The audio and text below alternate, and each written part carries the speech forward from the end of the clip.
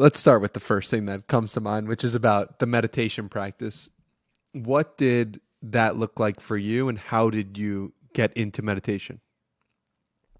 Sure. So I grew up in a specific sect of Sufism, which is it's a mystical Sufism's the mystical sect of Islam, and then within it there are different sects.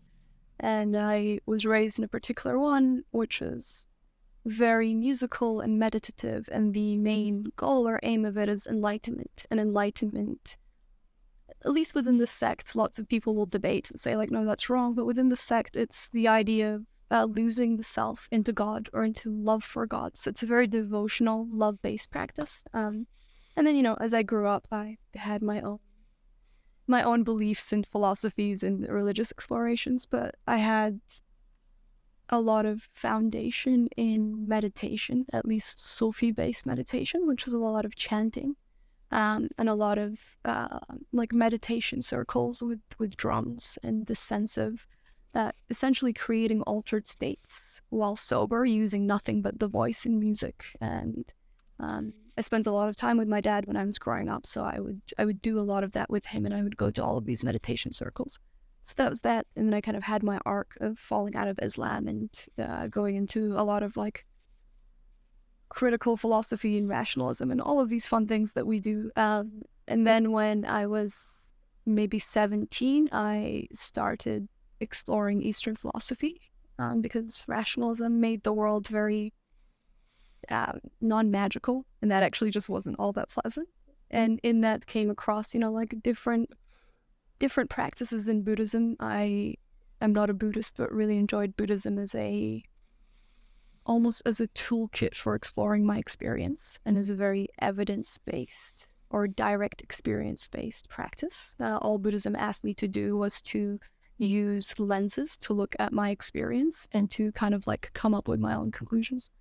And so there were the sort of like insight meditations, concentration meditations.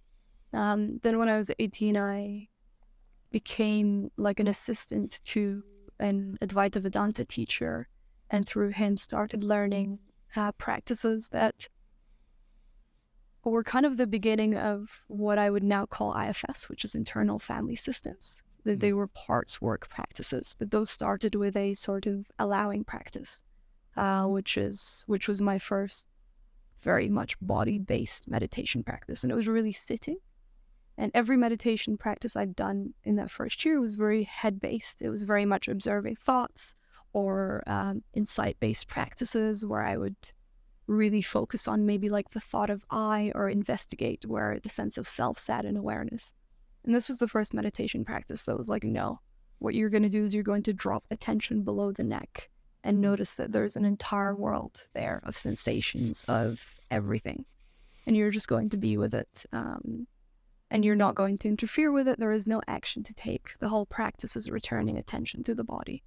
And that was pretty incredible and life-changing, and very tough at first, actually.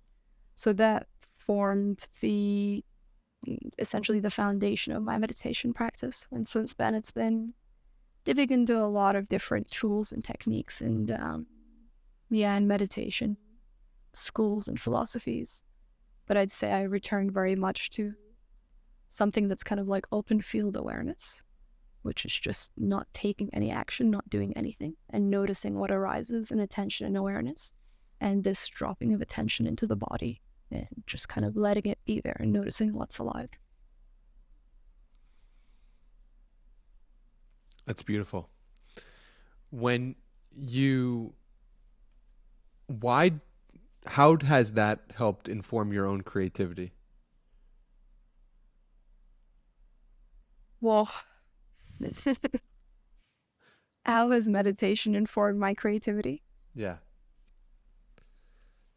It's changed my relationship to myself and reality at a very fundamental level. I feel people say that a lot, and I sometimes think or guess that to many people that sounds very maybe like BS-ish or just overly esoteric. But like my moment-to-moment experience of reality is different. And that means everything that I create and do and engage in is different. And so I'd say even just the quality of my attention as I'm sitting down to write or to design is different as a result of meditation. And also on a very simple and practical level, the level of suffering that I experience on a moment-to-moment level is dramatically different. And I think going back to the idea that our emotional state imbues the work that we create, I really feel that people who are happy or content or just at peace, they're almost like an open channel for creativity. They are a sort of... My mind won't give me a better image right now than like a pipe and lights moving through that pipe without any obstruction, right? So I feel that in suffering less and in just finding more spaciousness and peace, ideas move through me much more easily, and I also have less ownership of them, and I have more ability to actually ride out some of the challenges of executing ideas, because there can be frustration and contraction and tension in that. I would love, if it's okay, to also ask you about your meditation practice and what that looks like. For sure. So for me, it's currently 60 minutes before I go to sleep, and just like lights out, eyes closed, a blanket over me, just letting the thoughts come, whatever they are. And I find that it's remarkable how much better I sleep at night after doing that. I would ideally like to do it in the morning as well, so that I feel so much more present after doing it. And so that's probably why I'm going to sleep better, is because I've cleared out a lot of this stuff. But then it's like, what about interacting with people when I wake up, right? So I want to give people that gift as much as I can of presence. And the best way to do that is to clear my own stuff before entering into conversations and talking to people. Although I do feel as if I get some sort of benefit from doing it at night as well, that carries over to the day. But yeah, that's my current practice, and it's changed my life, really. It's beautiful. How did you land on that as a practice? I started doing 20 minutes in the morning because my friend, he was operating with a different energy about him. I would look at his tweets and be like, there's something different about this guy. This was in 2018, and I could just sense it. And I was like, oh, he meditates? Okay, I'll try it out. And I tried it out. I was like, this changed my life. This is really important. This is impactful. And then I stumbled across Naval doing a 60-minute, 60-day meditation challenge. And I started to do that. And then I started in May of 2020. And then by July, so literally 2 months later, when the challenge was done, I started the podcast. And so if you think about the one true thing that has stayed, it Wow. is, yeah. And so I directly attribute getting so clear on myself and getting clear on everything to creating the thing that has helped me more than anything. So, Wow. yeah. That's incredible. Wow. I was actually very curious. I wanted to ask you what drove starting the podcast, and we've kind of like very luckily and nicely landed on it. Do you remember much of what that clearing process looked like, and what was it that you became clear on that the output was the podcast? So there were a bunch of different scenarios that I was forced to reconcile with when you sit down and you close your eyes. And at first it's just the things that come up are very trivial in nature. And then you start to get really deep really quickly, because you're like, I'm going to be here for 60 minutes. And on the 6th day of doing that, you're not lying to yourself anymore. You're telling the truth of what you actually believe and what is actually in your heart and the things that you've been suppressing. And so for me, I've told this story before, but it was one situation where senior year of high school, a kid shoved me into a locker, and it really impacted my own journey into like lifting weights, and it left me with a lot of anger and upsetness and feeling like I wasn't a man. And so coming to terms with that and forgiving the kid in my head and also forgiving myself for holding on to it for 8 years really made an impact in clearing a lot of stuff. And then afterwards, it was like relationships with girls in college and just like forgiving myself for the way I treated them. And like all of it was just like, wow, that was baggage. And when the baggage came out, what was left was me being able to talk to people like you, who I've never met, about these things, and also confront myself about these things as well, and be like, oh, wow, you didn't act in your highest ideal in this time in your life. And so that stays with you. It stays with you when you're not acting in your highest ideal. Like, you know, your mind and body keeps a score of that. And so you need to confront that, or you don't have to confront it, but confronting it leads to growth in some respect and allows you to attack the next thing in your life with more clarity and purpose. And so those were a couple of key things that I released. And then afterwards, now I do it, and it's fun for me to spend time with myself because I enjoy the voice in my head.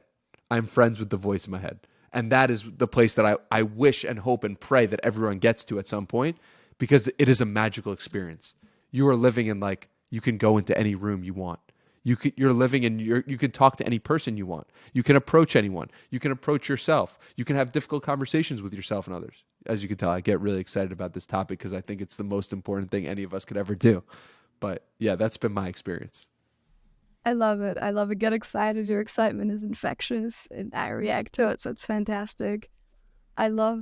First of all, I love the meditation practice that you landed on, because I feel a lot of people come into meditation with this, I don't know, just this like authoritarian inside of themselves, and this idea that it has to be like super disciplined, super strict, super hard, kind of like the gym, you know, like if it doesn't hurt, those muscles aren't growing. And that's a whole different topic we can get into. Yeah. But I think I notice when I'm like talking with my friends who were troubleshooting their meditation practices, a lot of it comes back to, hey, how can this be pleasurable? Why not work with your nature? Because what's pleasurable, we do. At least I know for me, what's pleasurable, I do. So why not just work with that? And I love that practice. I love that it sounds like you're lying down so the body is relaxed, which is a beautiful start. And it's a lot of allowing and observation. And I wanted to ask you said, you know, there's this baggage, or that there's this kind of unprocessed data is what I was hearing. And this idea of confronting it. And I'm wondering, is the confrontation being aware of it? Because there is this idea that, you know, like awareness is all that's needed. Awareness is the action, actually. Or was the confrontation something that had more steps to it than that? So becoming aware of a memory or a thought and then doing something about it. What did that look like for you? So I think the reason why people view awareness as the end in some respect is because once you are aware, the rest of the steps will naturally follow. Whereas when you're unaware, it's like you don't even know what to do. But for me, the thing that I did after I was aware of those problems in my past was forgive myself and the other person for the issues of them. And that to me was what the action items were that really helped solidify it. But because it's like I could be aware of that and nothing, and I could not forgive that person. But if I held on to it, if I held on to the anger while being aware of it for 2 years, I don't think that would have done nearly as much as me saying, you know what? It's all good. Like, that was 2012 and I was a kid at this time and this person was a kid and they were figuring themselves out, and I forgive you and I forgive myself for holding on to it. I think that to me is like where the real impact came from, the forgiveness. I love that. And what did your forgiveness process look like? It was pretty simple. It was pretty simple of like, as soon as it came up, I was just like, oh, I forgive you. And like, it was almost like a sense of wonder of like, oh, like that's so fun. That's incredible that was in my head for all these years. Wow. Like, I'm so happy I discovered that. And now like I can actually process it. And so my my first reaction was just like, I forgive you, the kid who did it. I also forgive myself. So that's what it looked like for me. That's incredible. I love that. I was hoping the answer would be something like that, and that forgiveness is like a straightforward mental action or mental posture. Yeah. And the reason it doesn't naturally happen is because we don't adopt that posture. And so what it takes is noticing and then saying, actually, I'm going to flick the switch and I'm going to flick it towards forgiveness. That to me feels very hopeful to know it's not like a 60-day process where you sit and I'm sure it can be, and it's totally Yep. dependent on the trauma or the situation potentially, right? Like Yep. someone shoved me into a locker, like that's not nearly as, like, it could have been a lot worse, and people deal with a lot worse. And so I want to keep that in mind when giving that advice or saying that, is like, maybe for some people it's not easy, but for me in this situation it was. So